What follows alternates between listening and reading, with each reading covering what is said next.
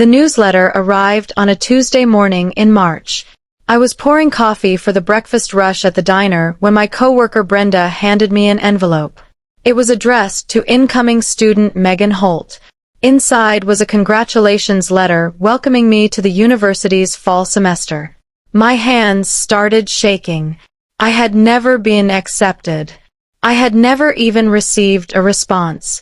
That same afternoon, a delivery truck pulled up to our house. The driver handed my mother a wooden plaque. It read, "Thank you for raising one of our brightest new scholars."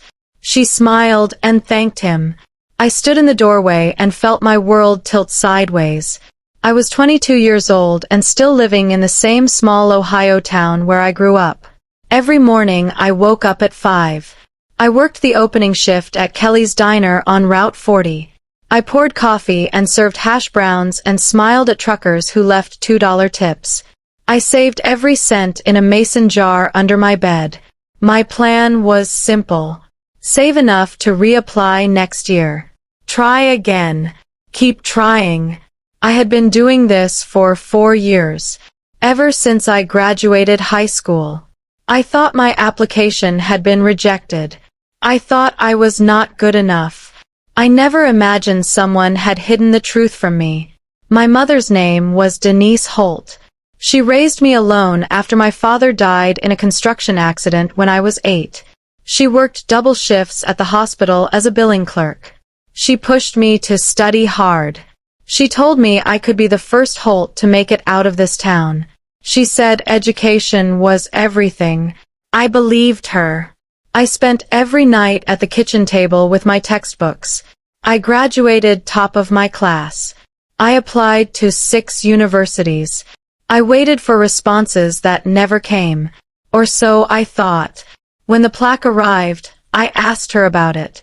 She smiled and said it was just a formality. Some kind of community recognition. I knew she was lying. Small things started to stand out. Things I had ignored before. My mother had bought a new SUV 6 months earlier. I asked how she afforded it. She said the hospital gave her a raise. But I knew her salary. It did not add up. She started making donations to local charities in my name. I never approved those. She took phone calls late at night and spoke in whispers. When I walked into the room, she hung up quickly. She started locking her office door. She had never done that before. I told myself I was being paranoid. But the newsletter kept nagging at me. Incoming student. I had never been incoming anywhere. I remembered the night I finished my college application. It was late November 4 years ago. I was 18 and full of hope. I sat at the kitchen table and filled out every section carefully. My mother sat across from me drinking tea. She said she was proud of me. She said I would do great things. I printed the application and sealed it in an envelope. My mother offered to mail it for me the next morning. She said she had errands to run anyway. I thanked her. I hugged her. I went to bed that night believing my future was starting. I never thought to doubt her. She was my mother. She loved me. Or so I thought. I could not stop thinking about the newsletter. I waited until my mother left for work. Then I went into her office. I searched through her desk drawers. I found nothing at first. Then I checked the filing cabinet in the corner. Behind a stack of old medical bills, I found a folder. Inside was a letter. It was my acceptance letter, dated 4 years ago. It congratulated me on my admission and offered a full scholarship. Tuition, room, board, everything covered. It said I had 2 weeks to confirm my acceptance. The deadline had passed years ago. My chest felt tight. My hands went numb. I read the letter 3 times. Then I took a photo with my phone. I did not confront my mother. Not yet. I needed to think clearly. I opened a separate bank account at a different branch across town.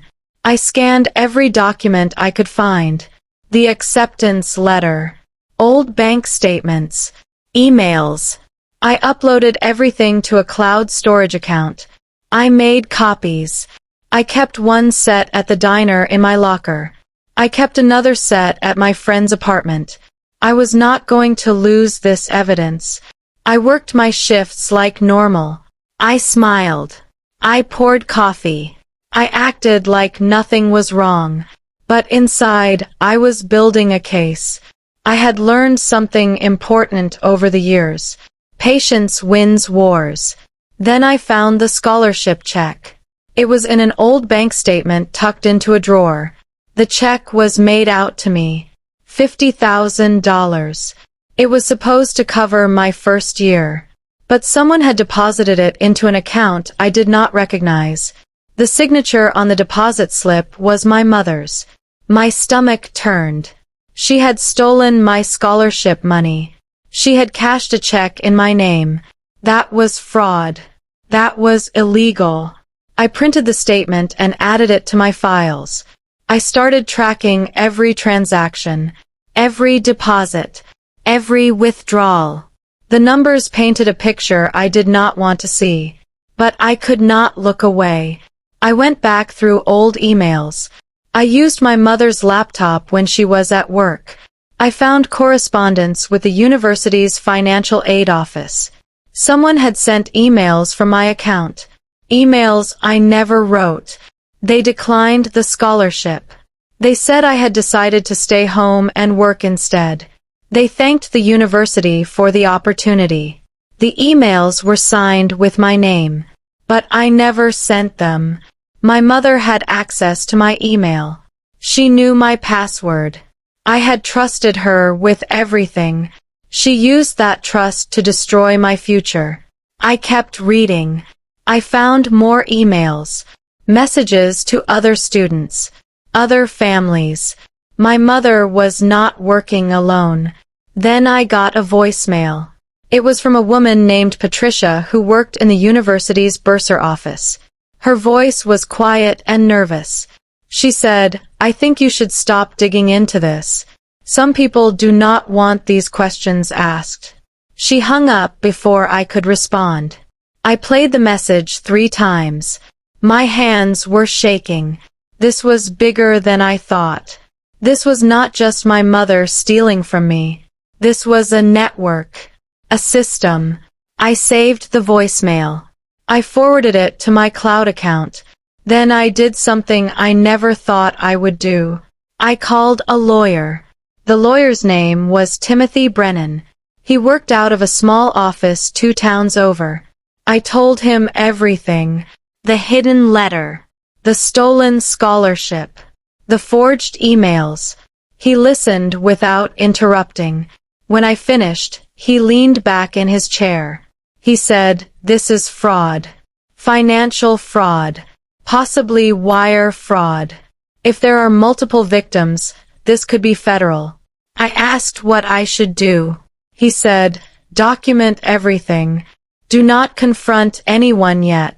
Let me look into this." I agreed. He asked for copies of my files. I handed him a folder with printouts and bank statements. He said he would call me in a week. I walked out of his office feeling something I had not felt in years. Hope. Timothy called me 5 days later. He said, "I found something. Your mother is connected to a financial aid officer at the university. Her name is Gloria Winters. She works in the scholarship department. I ran her name through public records. She has been flagged before for irregularities. Nothing stuck. But the pattern is there." I asked what kind of pattern. He said, "Missing funds. Students who never enrolled but whose scholarships were processed anyway. Your mother is not the only parent involved. This is organized." I felt sick. I asked how many students. He said, "At least 12 that I can confirm. Probably more." I hung up and sat in my car for 20 minutes. I could not move. I installed a small security camera in our living room. I hid it inside a picture frame on the bookshelf. I told my mother I was redecorating. She did not notice. The camera recorded everything. Within a week, I had footage of my mother on the phone with Gloria Winters. They talked about moving funds, about covering tracks, about keeping families quiet. My mother said, "We just need to hold out another year. Then we are clear."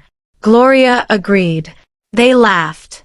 I watched the footage twice. Then I sent it to Timothy. He called me immediately. He said, "This is enough. We need to bring in federal investigators." I said, "Do it." I struggled with what to do next. Part of me wanted to scream, to throw the evidence in my mother's face and demand answers. But I had learned something important over the years. Anger clouds judgment. If I wanted justice, I needed to stay calm. I needed to be smart. My mother had raised me to be strong, to be disciplined, to think before I acted. She taught me those things. Now I was using them against her. I thought about a phrase I had read once. I never start fights, but I do finish them. That was my new rule. I was going to finish this the right way. Timothy helped me contact other students. We found names in the financial aid records. Students who had been accepted but never enrolled. Students whose scholarships disappeared. I reached out to 3 of them. 2 responded. One was a girl named Amy who lived in Pennsylvania. She said the same thing happened to her. Her mother had hidden her acceptance letter. Another was a boy named Kyle from Indiana. His father had stolen his scholarship and used it to pay off gambling debts. We compared stories. We shared documents. The pattern was clear. Parents working with Gloria Winters to redirect scholarship funds. It was not just my family. It was dozens. I kept working at the diner. I kept living at home. I acted normal. My mother never suspected. She thought I was still saving up to reapply next year. She thought I still trusted her. But every night I was building the case. I printed emails. I recorded phone calls. I documented every transaction. Timothy worked with federal investigators to verify the funds. They tracked the money through bank accounts and shell companies. It was slow work. But it was thorough. I wanted this to be airtight. I wanted no mistakes. I wanted my mother to face real consequences, not just for what she did to me, but for what she did to every student she betrayed. In early October, my mother received an invitation. The university was hosting a parent recognition ceremony. They were giving her an award, Parent of the Year, for her dedication to education and community service. My mother was thrilled. She bought a new dress. She told everyone at church. She posted about it on social media. I read the invitation and felt cold. This was perfect. This was the moment. I called Timothy. I said, "She is going to accept an award at the university." He said, "When?" I told him the date. He said, "I will make sure investigators are there." I smiled. My mother had no idea what was coming. The next ceremony would be her reckoning. The ceremony was held in the university's main auditorium. 200 people filled the seats. Parents, students, faculty. I sat in the back row. My mother sat in the front. She wore her new dress and smiled at everyone around her. She looked proud. She looked like she deserved to be there. The dean gave a speech about community values and parental sacrifice. Then he called my mother's name, Denise Holt, Parent of the Year. The crowd applauded. My mother stood up. She walked toward the stage. She was halfway up the steps when I saw them. 2 federal agents standing near the side door. They were waiting. My mother accepted the plaque. She held it up for photos. The crowd clapped. She started to give a short speech. She thanked the university. She thanked the community. She said she was proud to support education. Then one of the agents stepped forward. He walked onto the stage.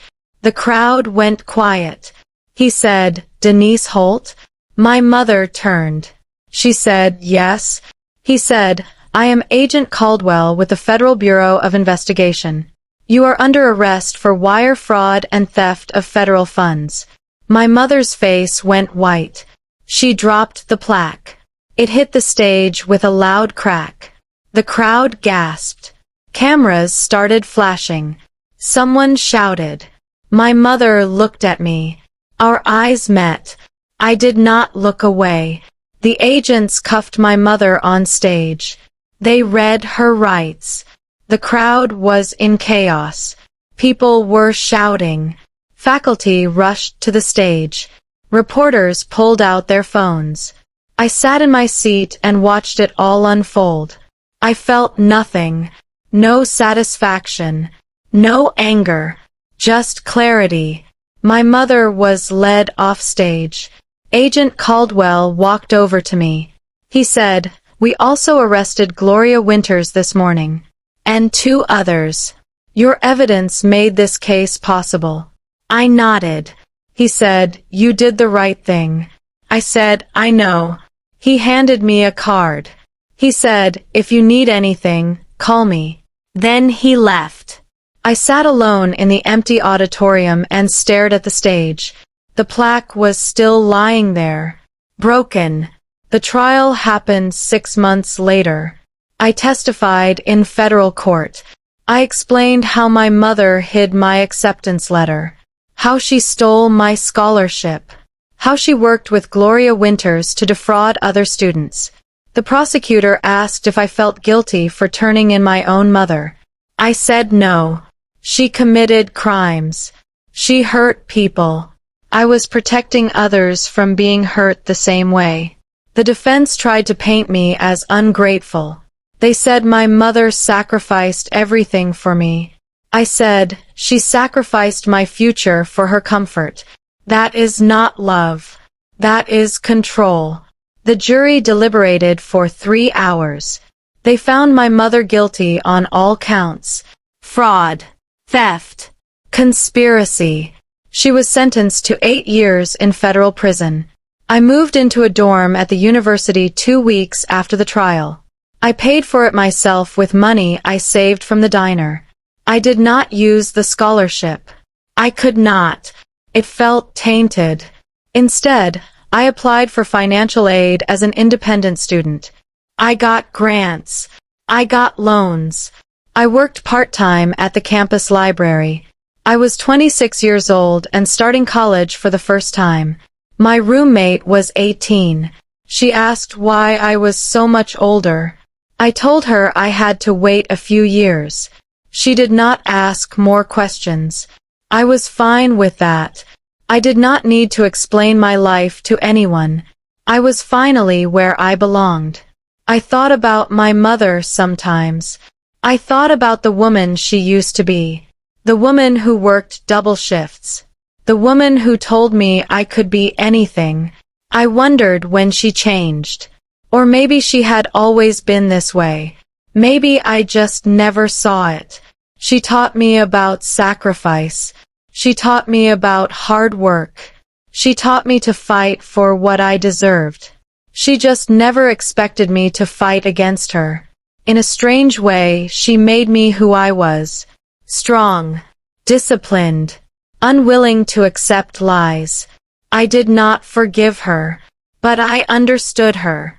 She was afraid of being alone, so she tried to keep me close. She just chose the wrong way to do it. The story went viral 3 months after the trial. Someone posted a video from the ceremony. It showed my mother being arrested on stage. It showed her dropping the plaque. Within a week, the video had millions of views. News outlets picked it up. They interviewed students who had been affected by the fraud. They interviewed me. I agreed to one interview with a local station. The reporter asked what I would say to other students in similar situations. I said, "Trust your instincts. If something feels wrong, investigate. Do not let anyone steal your future. Not even family." The reporter asked if I had any message for my mother. I said, "She taught me everything about sacrifice. She just never expected to be the lesson." I graduated 4 years later. I was 30 years old. I walked across the stage and received my diploma. My friend Brenda from the diner was in the crowd. So was Timothy Brennan, the lawyer who helped me. So were Amy and Kyle, the students I had connected with during the investigation. They became my chosen family. After graduation, I started a scholarship fund. It was called the First Generation Justice Fund. It helped students whose families had stolen or hidden their college opportunities. We raised money. We hired investigators. We helped 12 students in the first year. I used my story to make sure no one else had to go through what I did. Betrayal taught me something important. Integrity and calm persistence always win. Justice is not loud. It is just necessary.